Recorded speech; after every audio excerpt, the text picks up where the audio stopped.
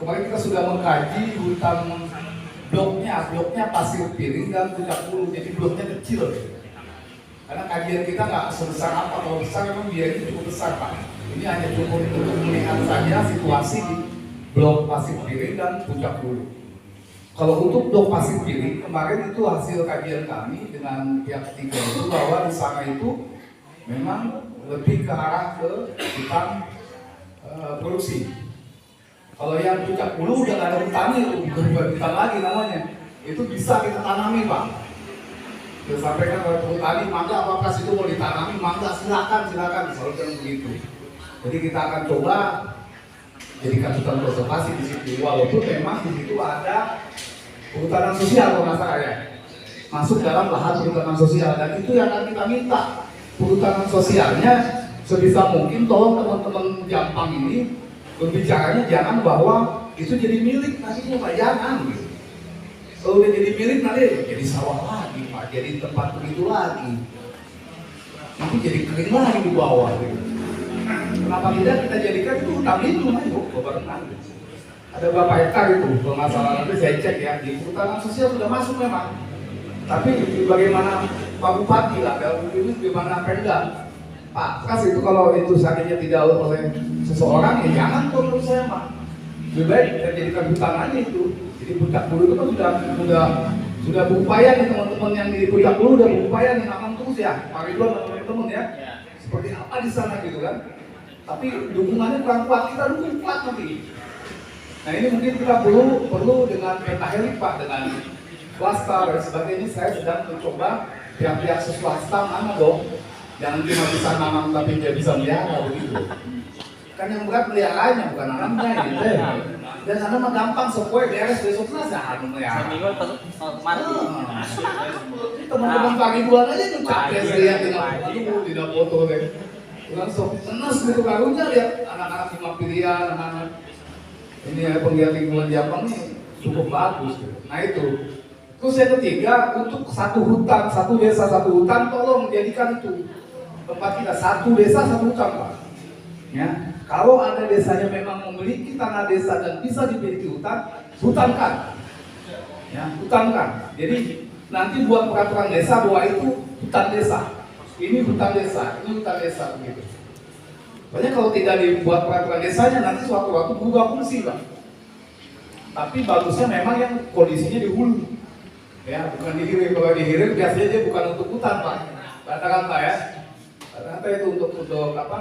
Budidaya kita. Untuk pertanian, perikanan dan sebagainya. Tapi kalau di hulu itu kan tempatnya hutan Pak. Dia sebisa mungkin kita desa-desa ini punya hutan.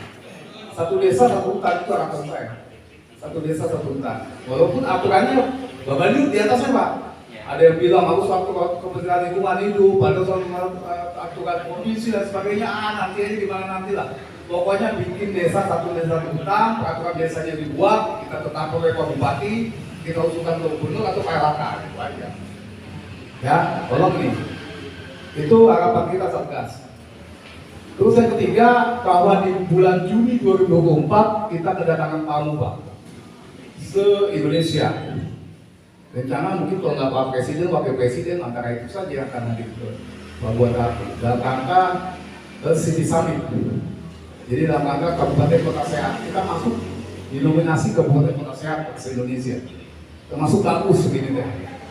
Alhamdulillah. Nah di dalam kegiatan City Summit ini kita akan ada penanaman 1 juta pohon dalam waktu 1-2 hari. Serentak se-Kabupaten Sukabumi. Mungkin ini yang perlu teman-teman juga bantu dalam rangka penanamannya dan perawatannya. Kemarin saya coba yang tahun lalu pernah kita sama-sama tanam ya, 1000 pohon per desa, alhamdulillah. Walaupun mungkin ada yang hidup, ada yang tidak dan sebagainya, tapi memicu mah sudah kita. Sudah terjadilah penanaman pohon 1000 pohon per desa. Nah di bulan Juni ini paling tidak 4000 pohon per desa. Ya kalau dikatakan 1 juta pohon itu berarti sekitar kurang lebih 4000 pohon per desa. Untuk daerah Jampang yang luas mungkin tanah desanya atau mungkin tanah bisa untuk membuat hutannya, kenapa tidak diperluas lagi? Tidak hanya 4000, mau 10.000, mau 20.000 silakan. Ya. Nanti akan kita antar ya, Pak Asep ya. Ya. Kemarin diantar oleh BPDAS Pak, sampai ke kecamatan itu, si bibit itu. Kemarin BPDAS angkat tangan, Bapak sekali nggak sanggup, oke nggak apa-apa lah, saya coba cari biayanya. Pokoknya kita antar sampai kecamatan minimal, biar kecamatan desa-desa ngambil di kecamatan gitu maksudnya, biar nggak jauh gitu, untuk mengambil bibit-bibit ini gitu. Insya Allah. Nah bagi teman-teman yang mungkin siap nanti di bulan Januari ke sana kita mulai mendata desa A siap menanam sekian, desa B siap menanam sekian, lahannya di sini dan sebagainya. Kita akan coba data per masing-masing dibantu oleh Satgas kecamatan yang ada di tempat saya ini, termasuk di wilayah Pejamongan. Gitu Pak ya. Jadi jangan khawatir. Pertama untuk sawah, lumbung padinya Sukabumi itu ya Jampang ini Pak.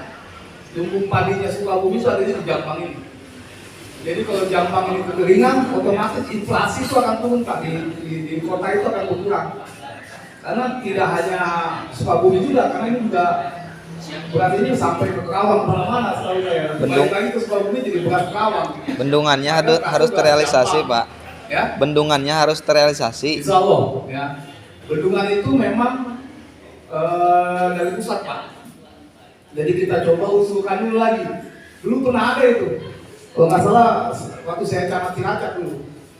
Saya tahun 2016, 2017 saya jadi camat Cilacap 2015. Itu setebal ini Pak. Usulannya setebal ini bukunya. Tahu saya. Nanti saya ambil lagi nanti. Kajiannya sudah memenuhi katanya. Sudah ada kajiannya. Sudah ada kajiannya, tinggal waktu itu kenapa tidak realisasi. Nah, kenapa tidak ini oleh pusat, karena memang kan harus ada kebijakan politis. Iya. Kebijakan politis. Dewana kudu gagah. Siapa tahu, jangan masalah dewannya. Siapapun Pak. Siapa tahu nanti dengan kita kan punya Jabar Selatan nih, pembangunan Jabar Selatan ya.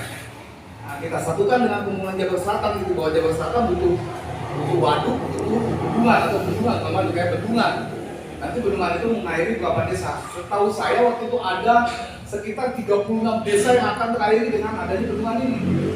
Karena waktu itu saya camat Cilacap, Pak Tri camat Surade, kita kumpul bareng waktu itu. Ya. Kades-kades tanda tangani, masih ingat kalau saya kades-kades tanda tangan itu Pak. Di depan saya tuh ya waktu itu nih Pak. Ada berapa di Cilacap? Oh, kan Cilacap. Namanya juga ada ya bendungannya. Itu tanda tangan semua Pak. Kenapa ini tidak kita gaungkan lagi gitu ya? Karena itu tadi kita butuh untuk tanian dulu Pak. Kalau air bersih memang di mana-mana Pak. Kalau kemarin saya tanya-tanya ke profesor orang pinter lah. Pak, kalau sudah tidak ada air dari atas sudah tidak ada. Jadi gini, kalau tanah Jampang itu Pak, tanahnya tipis Pak. Tanahnya tuh nggak dalam kayak daerah utara gitu. Jadi kalau ini lapisannya cuma segini lah. Bawahnya batu. Bawahnya batu. Jadi lapisannya sangat sedikit. Apa sih nama jenis tanahnya gitu. Nah jadi dia pada saat air itu dia nggak bisa nyimpen lama, nyimpennya banyaknya di dalam tadi batu tadi. Banyak air cuma di bawah batu. Gitu. Ya betul. Itulah Jampang. Jadi airnya sudah banyak cuma di bawah batu Pak.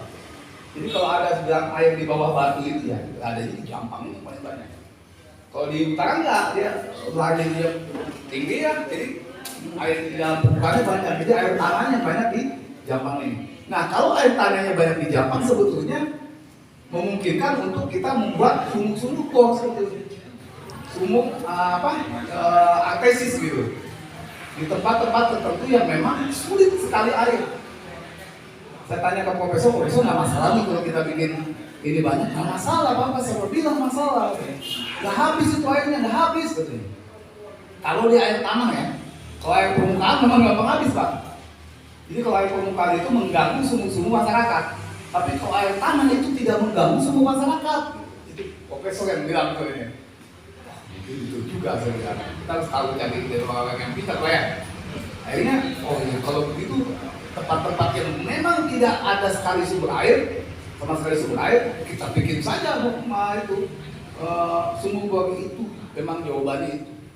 Tapi kata-kata yang sudah dibikin sumur bor, yang bikin sumur air tanah, sumur artesis, nggak rusak gitu. Di sini ada nggak yang rusak? Sudah dibangun oleh Pak Simas nih ya, nggak dipelihara ini rusak, ada nggak? Ya banyak ya, jangan begitulah gitu. Kalau udah dibangun dipelihara oleh masyarakat, makanya harus diserah terimakan ke desa. Jadi kalau sudah ada barang dari pusat, dibangun oleh pusat, serah terimakan oleh desa, desa lah memelihara dari dana desa, ya, buat listriknya, buat perbaikan, nanti mungkin masyarakat Papadungan ya, untuk perbaikan sumur dan sebagainya kalau terjadi masalah, pipa-pipa dan sebagainya, gitu. Ini mungkin ada manajemen yang kurang tepat saja sebetulnya. Saya yakin bisa. Karena saya intens sekali dengan Jampang, kenapa? Memang di sini potensinya sangat besar, Pak. Emas adanya di mana, Pak? Di sini, Pak, masih. Dari mana-mana, makanya banyak peti itu ya. Ini peti juga lagi ditutup dulu, nggak boleh nih. Ya, karena WPR kita belum selesai. Ya, wilayah pertama rakyat belum selesai, izin pertama rakyat juga belum selesai. Jadi kalau ada tambang yang ilegal, bayana mau ditewak, Pak. Ya, bayana sudah sampaikan dari awal. Tolong jangan dulu ada pergerakan teman-teman yang ada di lapangan. Kasihan juga teman-teman nanti kalau ada masalah di lapangan. Karena WPR dan IPR-nya sedang terus belum selesai, gitu ya. Bukannya nggak boleh Pak, tambang boleh, tapi ada aturannya terhadap tambang, begitu ya. Itu Pak. Terus untuk mitigasi bencana, kami berharap teman-teman yang ada di wilayah, apabila memang sudah sering terjadi bencana, misalkan kekeringan, ya, bencana itu kan banyak Pak. Gempa bumi, longsor dan sebagainya, itu sudah terbiasa dan hampir tiap tahun terjadi. Tapi kita tidak ada upaya, itu sangat salah Pak. Saya berharap sekali tiap desa ini sudah memitigasi loh bencana di kita tuh apa saja Bapak. Di Cimas mah banyakan banjir lah. Terus satu musim hujan tuh masih banjir tuh di Cimas dari Kudu Kumah. Kasati ya. Misalkan contoh, di sini yang banyak bencana di desa mana coba? Teman-teman, di Bitung. Hari Bulan apa? Hah? Pergerakan tanah. Di Bitung mana? Di Bitung? Gak ada. Hah? Saya di Kasur pernah banjir kan? Ada ya? Ya. Sebagian ya. Nah, jadi gini Pak, bencana itu sebenarnya bisa kita kurangi lah akibatnya. Ya. Tadi ada dengan vegetasi, tadi penanaman pohon yang mungkin lama, jangka waktunya lama. Tapi ada yang dengan sipil yang waktunya cepat, misalkan di sodet Pak, seperti di Sukalarang kemarin kita sodet Pak. Sodetan dibuat sodetan sekarang ini, jadi si air itu nggak langsung ke bawah. Sodet itu luka hingga bisa susahnya. TNI sekarang begitu dari di sama TNI sama Tentara Nasional Indonesia di Kodim 0607 yang bikin. Dibuat sodetan. Itu untuk mengurangi banjir yang ke arah yang biasa di pinggir jalan Semarang itu banjir. Itu sudah kita buat. Terus perbaikan solokan dan sebagainya. Nah di kita pun begitu Pak. Kalau ada terjadi hal seperti itu jangan diam diri. Pak ini mah kewenangan pusat. Gak apa-apa. Saya mau yang coba mengkomunikasikan begitu. Wah ini Pak kewenangan Taman Nasional Pak. Ini kewenangan Perhutani Pak. Ini kewenangan Dinas Kehutanan dan sebagainya. Gak apa-apa. Kan kita satgas gabung Pak. Satgas ini kita gabung kok. Jadi bukan siapa. Yang selama ini mungkin kita komunikasinya susah. Insya Allah sekarang sudah mudah. Nah kami berupaya coba mengkomunikasikan coba kalau begini gimana caranya. Berupaya pusat pun sampai pernah sini kita telepon. Itu daerah situ sering terjadi genangan air tuh. Saya itu saya bahaya itu teh. Oh siap Pak. Itu komunikasi Pak, komunikasi dengan teman-teman PUPR yang suka ada. Ngurus jalan nasional, ada ngurus jalan provinsi. Itu kita kontak apa-apa. Jadi hal seperti itu jangan diam diri Pak. Kalau misalkan terjadi sungai yang meluap, sungai meluap, sebetulnya kalau bisa dibilang dasnya tidak sehat Pak. Kan katanya das yang sehat itu pada saat musim hujan dia tidak banjir, pada saat musim kemarau dia tidak resek. Kayaknya Allah hadir tidak. Nah das yang bagus itu das pada saat musim hujan dia biasa saja tidak terlalu banjir, tapi pada saat musim kering dia pun tidak kekeringan. Itu das yang bagus. Karena apa? Jadi penerapan tadi dan penahan airnya sudah berjalan dengan baik. Nah, bagaimana caranya? Itu tadi di hulu-hulu sungai tadi Pak, jangan sampai ada bangunan-bangunan memang yang menutup lahan-lahan tadi. Itu yang paling utama. Bagaimana caranya? Desa dari mulai sekarang mitigasi, salah satunya bikin tata ruang desa. Buat Pak, Perdes tata ruang desa. Buat Pak, buat saya bilang. Bagaimana cara buatnya? Panggil konsultan. Bikin dibuat dari dana desa. Lihat di rencana tata ruang, wilayah, RT RW atau RDTR. Cek di RT RW kita. Detilkan lagi oleh desa Pak. Ya, insya Allah tidak ada terjadi seperti Rempang di sana tuh yang sampai diusir masyarakat. Ya, tidak akan terjadi di Sukabumi kalau memang kita bikin Perdes itu. Perdes itu undang-undangnya desa Pak. Buatkan Perdes itu. Jadi kekuatan desa satu dari tata ruangnya, kedua satu hutan satu desa, kuatan Pak. Bikin Pak, bikin seperti itu. Itu untuk kekuatan kita di desa. Supaya masyarakat merasa alhamdulillah kita punya raja itu Pak Kades. Bagus sekali punya peraturan desa. Itu yang belum terjadi di Sukabumi. Di Indonesia mungkin ya. Kita buat Pak. Contoh, kenapa di Cipta Gelar yang jelas-jelas dia ada di Taman Nasional Gunung Halimun Salak posisinya, tapi nggak pernah bisa diusir. Budaya. Gimana Pak? Ya, itu kan jadi kampung adat dan akhirnya ditetapkan oleh Pak Bupati, ditetapkan oleh Pak Gubernur, ditetapkan oleh Pak Presiden. Yang kalau dia bilang Pak duluan mana Taman Nasional dengan kami, bahasanya kan gitu. Kali 400 sebelumnya kami sudah ada di sini tahun yang lalu. Contoh ini mah contoh. Gitu. Contoh hal-hal seperti itu perlu Pak.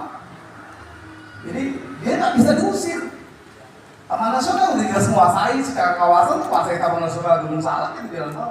Tapi nggak bisa usir masyarakat kita. Karena apa? Memang mereka punya adat budaya. Dan dia menguasai itu tidak hanya menguasai juga dia membantu dalam rangka penghijauan di sana juga. Jadi tidak hanya merusak hutan. Nah hal-hal seperti itu harus terjadi juga di Jampang ini saya yakin bisa.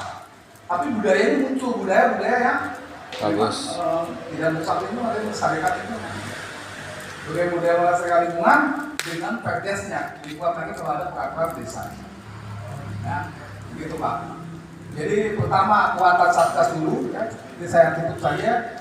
Tapi mungkin Pak Asep udah banyak ya. Ada lagi yang pertanyaan? Boleh Pak Semat, kan? Izin permohonan maaf bahwasanya di wilayah kita ini sekarang masih senang dengan seremonial. Jadi ketika pembukaan banyak penuh, tapi tak kalau ngobrolin tentang lingkungan yang seperti ini sedikit tidak berarti miskin Pak. Insya Allah Bapak bermakna untuk Nanti kita ngopi Pak. Siap.